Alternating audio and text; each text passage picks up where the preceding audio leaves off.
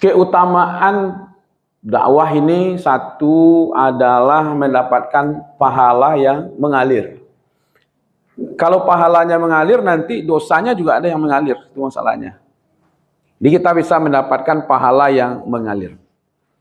Dalam bahasa hadis ini, di riwayat Muslim, man dalla ala khair, siapa yang menunjukkan ya sesuatu kepada kebaikan, falahu mislu ajri fa'ilaihi.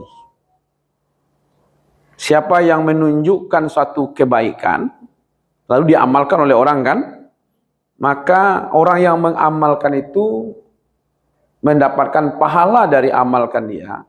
Lalu orang yang menunjukkan tadi itu, yang mengajak, yang memberitahu, ya kan, dapat pula pahala seperti yang didapat oleh orang tersebut. Itu pentingnya dakwah. Jadi kalau ibu ngajak orang, ayo bu, kita ikut korban di masjid, ya kan, coba cari di grup, ya kan, ngajak-ngajak itu sebenarnya, ya kan, orangnya dapat pahala dengan pahala korbannya, kita yang ngajak dapat pula pahala seperti yang didapatkan oleh orang yang berkorban. Tapi jangan salah paham nih, buku nanti gagal paham. Kalau itu tidak usah ikut korban lah Ustaz gitu. Ajak-ajak orang saya taruh gitu ya. Iya kan? Kalau dapat pahala gitu ya, itu namanya gagal paham namanya ya. Jadi itu keutamaannya. Jadi siapa yang menunjukkan suatu kebaikan, maka ia mendapatkan pahala seperti yang dilakukan. Inilah dakwah. Tidak ada batasnya Ibu. Ajak sajalah tugas kita. Sekali, dua kali, kalau tidak tiba dinyo nanti jo anaknya, tidak tiba jo anaknya, jo cucunya, gitu ya. Bukankah orang-orang yang hadir sekarang di Makkah itu adalah cici dari orang-orang yang dulu yang nggak mau diajak oleh Nabi kan? Seperti di Taif yang kita ceritakan itu. Taif itu sekarang 100% Muslim. Bukankah dulu nenek moyangnya yang menolak Nabi di situ, yang melompar Nabi dengan batu dan segala macam itu. Tapi dakwah tidak berhenti, terus saja gitu ya. Nah, cuman perlu kita hati-hati juga kalau nanti yang berbuat keburukan. Jadi kalau kita mencontohkan suatu keburukan, ya kan, maka sama juga, ya kan. Man da'a ila huda kana lahu minal ajri mislu ujuri min sabr. Itu siapa yang mengajak kepada petunjuk, maka ia memperoleh pahala seperti pahala orang yang mengikuti tanpa mengurangi. Ya kan? Jadi man tabi'ahu, siapa yang mengikuti apa yang kita tunjukkan itu, kita mendapatkan la yang kusu tanpa mengurangi, jadi tidak merugi loh. Ini kita yang diajak ini mengamalkan, yang mengajak dapat pahala, kita dapat pahala tanpa mengurangi pahala kita yang mengamalkan. Itulah. Nah, cuman wa man da'a ila dolala, siapa yang menunjukkan suatu kesesatan, ini berbahayanya, Bu. Ya, jadi dai, dari ustaz, jadi guru, hati-hati. Kalau sesat orang gara-gara kita, ya kan, maka kesesatan itu mengalir pula kepada kita. Ya kan? Nah, itu akibatnya. Jadi kalau ada umpamanya amalan-amalan kita lakukan, ternyata amalan itu dicontoh orang. Makanya kalau ibu-ibu sebagai jemaah berbuat salah, ibu hanya menanggung dosa kesalahan ibu saja. Tapi bagi kami, para ustadz, para dai, para ulama ini, itu kalau dia berbuat salah, dia nanggung dua dosa, Bu.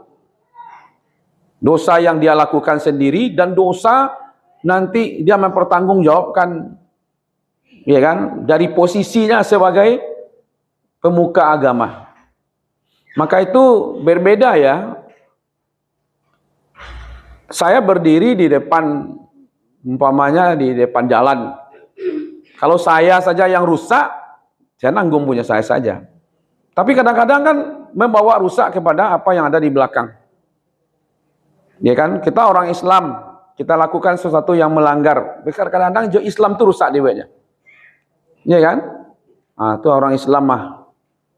Kita bawa rendong di Islam mah. Itu kalau dia pembukanya. Jadi begitu juga. Nah, jadi ibu-ibu hari ini, Kalau masih ada ya, masih ada. Dulu mungkin belum menutup aurat. Ada kan umat Islam seperti itu? Lalu sekarang karena faktor usia, keadaan, kadang-kadang ada ya karena uban lah banyak, pakai jilbab lah ya. Ada ya seperti itu. Iya kan? Itu dirubah polanya itu ini karena perintah Allah. Kalau ada masih sisa-sisa yang lama dulu, foto-foto umpamanya, gambar-gambar, ya kan itu turunkan. Jangan dibiarkan saja terpajang-pajang di rumah. Ya kan ada itu jemaah kita kan. Auratnya dulu rambut pendek, baju singkek, apa posting lah dulu kan. Nah kan? Nah, sekarang kita sudah menutup aurat. Simpan itu kapan perlu ya buang aja. Apa lagi? Saya sering negur itu ibu-ibu, orang tuanya lah meninggal. Lalu yang dikeluarkan fotonya, foto orang gayanya yang tidak berjilbab. Iya kan? Ada yang seperti itu. Padahal tidak berjilbab itu membuka aurat. Hati-hati di situ. Jadi kalau nanti pulang ibu-ibu cari saja di rumah. Kalau ada sisa-sisa lama itu, masa dulu, tempo dulu apa? Masa jahiliyah. Ada itu ibunya bu itu yang nama. Umpamanya enggak sisa-sisa lama itu, untuk apa kita pertahankan gitu? Iya kan? Nah, memang begitu. Saya tahun 94, tapi rasanya foto itu tidak ada lagi. 94 itu kan masih muda betul ya.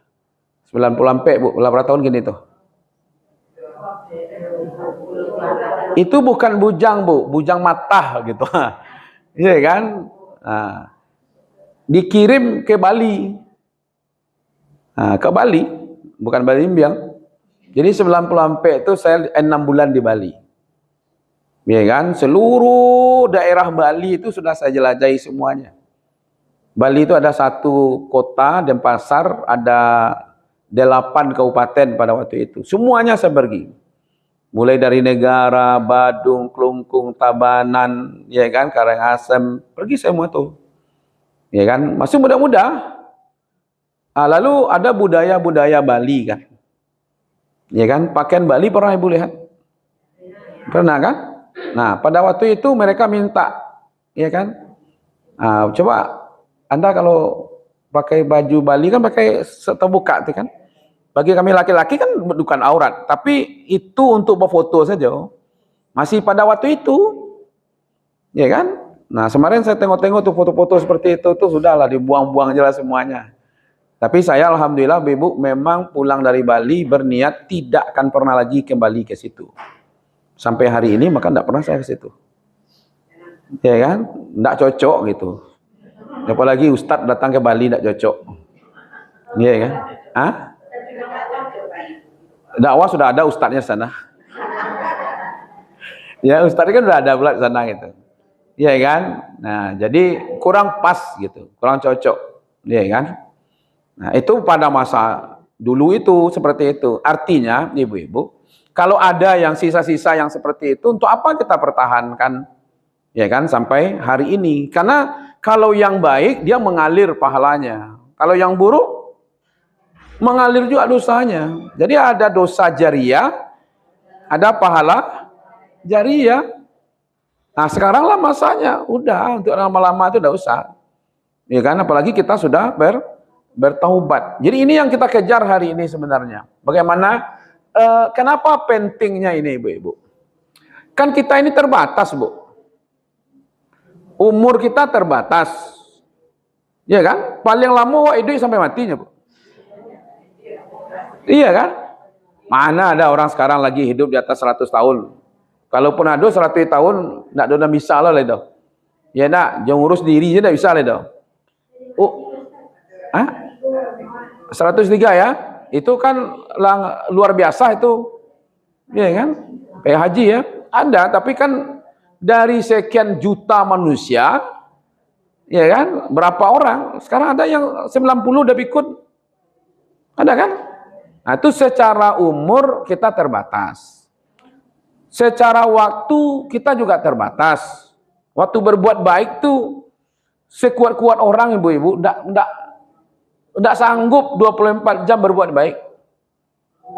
Pasti ada istirahatnya juga, pasti ada tidurnya juga gitu. Secara waktu enggak kuat kita setiap waktu berbuat baik saja enggak. Dari segi dana umpamanya, enggak kuat juga kita.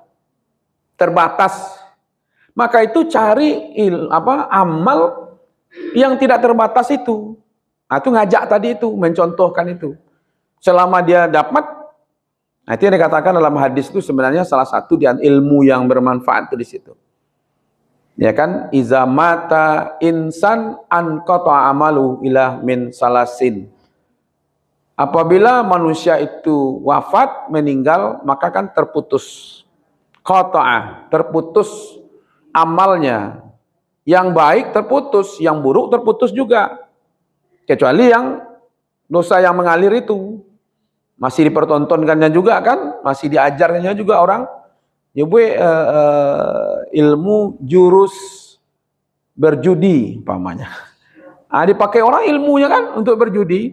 Selama orang itu berjudi, dia dapat dosanya gitu, karena dia yang menunjukkan orang untuk berjudi itu, ya kan? Ilmu merampok umpamanya bu. Ada luar orang seperti itu. Kok carunya kalau jadi apa kok tidak mungkin kok ya macam-macam lah kan. Caronya merampok supaya tidak ketahui orang. Iya kan? Iya macam-macam. Ilmunya kan ada tuh. Iya kan, kayak hacker sekarang kan banyak tuh penipuan-penipuan dia dengan ilmunya. Iya kan? Nah itu diwariskan oleh ilmu seperti itu. Sementara waktu kita hidup di dunia ini terbatas. Kita cari amal yang tidak terbatas. Nah, di antaranya itu tadi ngajak orang, ilmu diberikan kepada orang. Selama orang itu mengamalkan, kita dapat pahala yang mengalir gitu. Kayak itu satu ibu-ibu. Jadi dulu Islam mengadakan ya multi level marketing kan, cuman kan masalahnya kini orang buat produk. Ada kaki-kaki di bawah, kaki ini. Kalau kadang-kadang bisa zalim juga tuh Bu, MLM tuh. Ya kan? Kita dapat di atas gara-gara karena apa? Karena orang yang bekerja di bawah. Orang yang bekerja di bawah dapatnya sedikit. Kita yang nggak bekerja, maka hati-hati juga MLM tuh. Ya kan? Berarti kita berkuah di keringat orang. Iya kan? Nah, itu hati-hati. Tapi ini LBMM-nya kan beda. Iya kan? Kita dalam berlomba-lomba dalam kebaikan. Namanya fastabikul khairat. Iya kan? Dengan kebaikan itu kita buat jaringan. Iya kan?